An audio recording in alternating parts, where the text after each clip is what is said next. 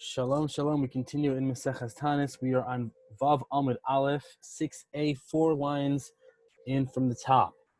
And we begin a new section of the Gemara. We are now starting the discussion about rains, and majority of Maseches Taanis is about rain and when rain falls, and more specifically when rain doesn't fall, and the types of fastings that we do to try to daven to Hashem to bring rain, because rain is one of the most important commodities to the entire world. Without rain, you would not be able to survive.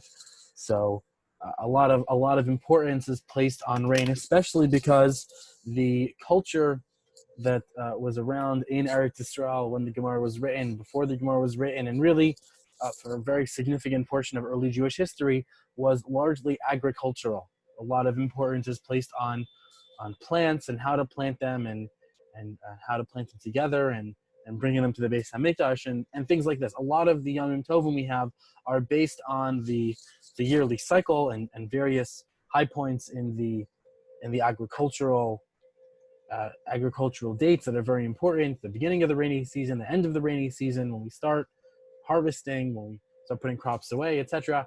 So a lot of this Gemara is about these kinds of things. And today we get into the first real discussion about rain itself. And now we're going to start talking about it. Here we go. Tana Rabbanan, the rabbis taught, Yoreh. Why is certain rain called Yoreh, which is the early rains, the rains at the beginning of the rainy season? Shemoreh es habrios lahatiach gagosehem, because it teaches the brios, it teaches people to cement their roofs. Ulahachnis es peroseim, and to bring the fruits into their houses. V'la'asos kol tzarchem, and to do everything they need, in other words, to prepare for the rainy season, to prepare for the winter. That's the time, once the early rains start, that's the time you got to start getting ready for the big storms that are about to come. Davar acher, another explanation, shemarve es haaretz, because it saturates the land, umashke at tahom, and it lets the ground drink until the very deep parts of the earth. Shneimar, as it says, talmeha raveh naches, gidudeha kervivim temogigena, samcha tivarech. It's a pasuk in Tehillim, basically saying that when the rains fall, it's going to settle and sink very far into the earth and drink it very, very deep to its roots, and help the blessing sprout forth from the depths of the earth. Davar acher, another explanation, Yoreh, it's called Yoreh sheyored benachas ve'eno yored bezav, because it falls very calmly and nicely. It does not fall with lots of anger and harsh rain. Question, Oeno Yoreh ela shemeshir etz hapeiros, maybe it's only called Yoreh because it causes the fruits to fall, umashtif es hazraim, and it floods the seeds, umashtif es hailanos, and floods the trees. Maybe that's why it's called Yoreh, because it goes very, very strong. So Talmud Lomar Malkush. The Torah tells us the word Malkush, Yoreh umalkush. These are the two types of rains. Ma Malkush lebracha, just like Malkush is a bracha. Af Yoreh lebracha. So Yoreh kind of rain is also a bracha. Further question. Oino Malkush ela shema pilas abati. Maybe Malkush is called Malkush because it makes the houses fall down. U'mishaber silanos, and it breaks the trees. Umala es hasikain, and it brings up the certain kinds of locusts. Talmud Lomar Yoreh. The Torah teaches us the word Yoreh. Ma Yoreh lebracha, just like Yoreh is a bracha. Af Malkush lebracha. So Malkush is also a bracha. So this seems to have gone in a full circle. We know that Yoreh is a bracha because it says Malkush. And how do we know Malkush is a bracha? Because it says Yoreh. Well, this is a never-ending cycle. It doesn't really tell us anything. How do we know that one is a bracha or not? It doesn't really give us the answer. The Gemara asks us the very question, V'yoreh gufrei mino, and how do we know Yoreh itself is a bracha? So answer, D'chsiv, as it says in the pasuk, Eina Yoel. This is a pasuk we learned a few days ago on 5a. Uvnei Tzion gilu v'simchu b'Hashem Elokechem. Be happy, the children of Tzion, and rejoice in Hashem your God. Ki nasan lechem es hamoreh litzdaka, because He has given you moreh, which is again the Yoreh rain, litzdaka, for charity. The Yored lachem geshem, and He will give you rain. Moreh u'malkush barishon, the early rain and the late rain barishon, in the first month. This is a pasuk we discussed on Hey Amud Aleph, and the entire conversation there, and that was also the pasuk we connected to the pasuk in Tehillim, that the one who goes out with sadness comes back in joy. That was referring to these people who took their final food and they sprinkled it on the ground, and it grew very immensely, and they had lots of food, and because they trusted in Hashem.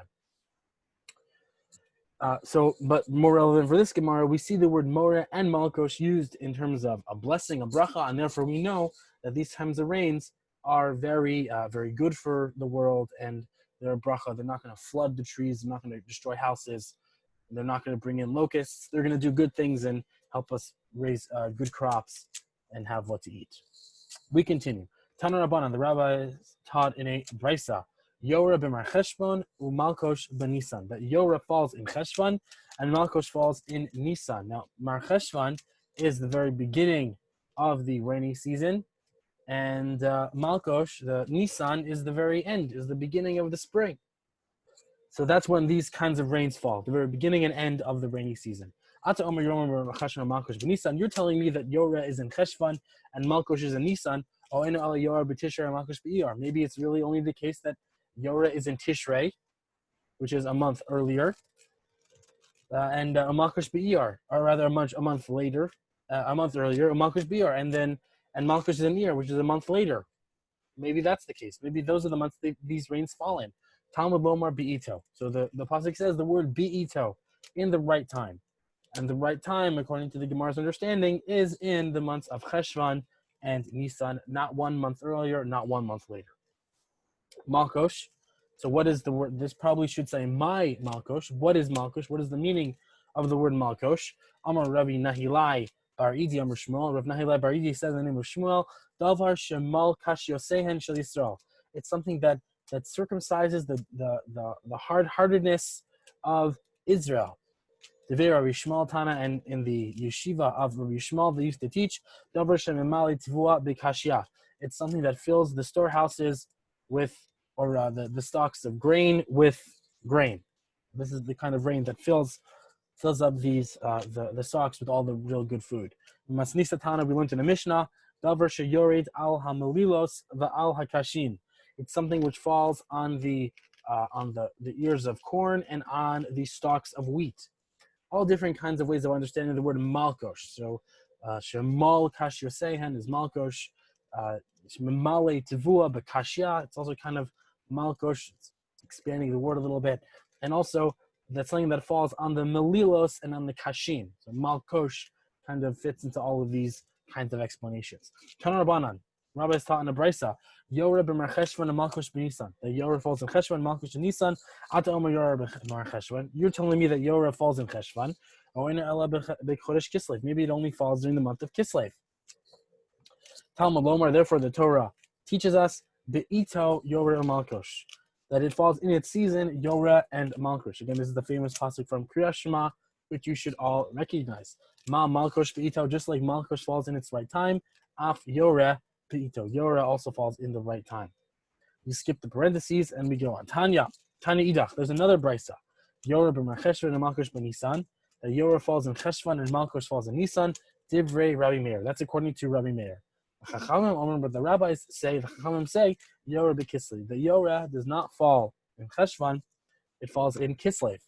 Man Chachamim, who are these Chachamim? Omer of Chisda. Rav Chisda explains, Rabbi Yossi. This is Rabbi Yossi. The Tanya, as we learned in the Brisa, Ezohi Revi'ah Rishona, which is the first rainfall of the rainy season. Habchira, the early rains fall B'Shlosha b'mar Cheshvan, on the 3rd of Cheshvan. Beinonis, and then the middle rains fall B'Shiva Bo, on the 7th of Cheshvan. Afela, and the last rain B'Shiva Asar Bo, on the 17th of Cheshvan. Divrei Rabbi Meir. That's according to Rabbi Meir, but that's not the opinion we're looking for. We're looking for Rabbi Yossi's opinion. So let's keep reading. Rabbi Yehuda says, V'Shiva v'Yudzayin v'Esrim v'Shlosha, on the 7th, the 17th, and the 23rd of Cheshvan. That's according to Rabbi Yehuda. So again, we haven't seen Kislev, but we still haven't seen Rabbi Yossi's opinion. Now we get Rabbi Yossi Omer. Now Rabbi Yossi's opinion. This is the one we're looking for. The Yud Zayin uve'esrim v'Shlosha, on the 17th and the 23rd of Cheshvan, uve Rosh Chodesh Kislev, and on the first day of Kislev. So now we see that Rabbi Yossi holds that the Yorah falls also in Kislev. The Chen Hayah Rabbi Yossi Omer, Rabbi Yossi used to say, Ein hayechidin mit'anin ad sheyagia Rosh Chodesh Kislev. The special individuals would not start fasting until the beginning of Rosh Chodesh Kislev. What's this talking about? When there wasn't rain for a certain amount of time, at first, the very righteous, specific people, the individuals, they would start fasting. If rain didn't fall for another few weeks, then the more people would start fasting. And finally, after a few more weeks, when there was no rain, the entire everybody in Klal Yisrael would start fasting. And at some point, even nursing mothers and children would start fasting, because rain was so important. When it wouldn't rain for a while, it would be very important for people to fast, to ask for rain. The fast got increasingly more difficult. So Rabbi Yossi is saying that the first wave of people who started these fasts would not begin until Rosh Chodesh Kislev. We're going to learn more about them in the coming Amudim, and more about these fast days and how they were structured, and how they increased in severity as time went on. Amar Rav Chisda said, halacha Rabbi Yossi. The halacha goes according to Rabbi Yossi, that really the early rains begin on the 17th to 23rd and Rosh Chodesh Kislev, and the Yechidim do not start fasting until Rosh Chodesh Kislev. Ameimar masni lahad Rav Chisda b'hai lishna. Ameimar learned the Rav Chisda's opinion from another lashon, with another wording. On the third of Cheshvan, we start asking for rain. We say the same Talam Machal of Bracha. Rabban Gamliel Omer, but Rabban Gamliel says B'Shivabo, only on the 7th of Cheshvan. Amar Rav Chisda says Halacha K'Rabban Gamliel. The halacha goes according to Rabban Gamliel. Keman Az Lahad, in accordance to which opinion goes according, or would have written the following brisa. Now we're going to analyze who could have written this brisa. Rabbi Shimon Gamliel said, Geshamim sheyardu shiva yamim zachar zeh, that if there is rain that falls 7 days one after another, atamona bahen ravia rishona, you can count from them but all the first rain, vishnia and the second rain, vishlishis and the third rain. Because remember, we had the three opinions. The first opinion said that the first rain is on day 3, day 7, and then day 13. And then the second opinion said on 17, on 7, 17, and 23. Third opinion said on 17th to 23rd and Rosh Chodesh Kislev. So Kiman, which opinion is this going like? Rabbi Yossi, like Rabbi Yossi. Why? Because Rabbi Yossi is the only one whose opinion can span 7 days on the 17th to 23rd and Rosh Chodesh Kislev. Amar Rav Chisda. Rav Chisda said, halacha Rabbi Yossi. The halacha goes according to Rabbi Yossi. Bishlama Revia Rishona. I understand the first rain, Bishol, that's when we begin to ask. That's meaning the first rain is important to know when it starts, because that's when we start saying B'Sein Talam Machal Bracha, because that actually has halachic significance. B'Shlishis, what halachic significance is there for the third day? Lihit Anos. That tells us when we start fasting, or when the individuals start fasting, if rain hasn't fallen by that time. But Shnia Lamai, why do we need to know the middle date? What halachic significance does that have? Amar Rabbi Zera explains, Linidarim. We need to know for Nidarim. Ditnan, as we learned in a brisa, Hanoder ad hagishamim, someone who makes a neder that I'm going to do X, or I'm not going to do X, until the gishamim happen. Then what that means is Misha Yardu Gishamim, that from when the rain falls, Ad Shetered Revia Shnia, until the second rain falls, because Gishamim is in plural. And since he said plural, we go with the lowest amount of possible, the smallest possible number, which would still be plural. That's number 2. So we say that this neder implies until the second rain. And that is why it is important to know when the second rain happens. That's the halachic significance of that. And there are going to be some more explanations of why it's important to know when that happens. But we are going to pause right here. We will continue tomorrow with Vav Amud Beis. Hope that was clear. Hope you all have a wonderful, wonderful day.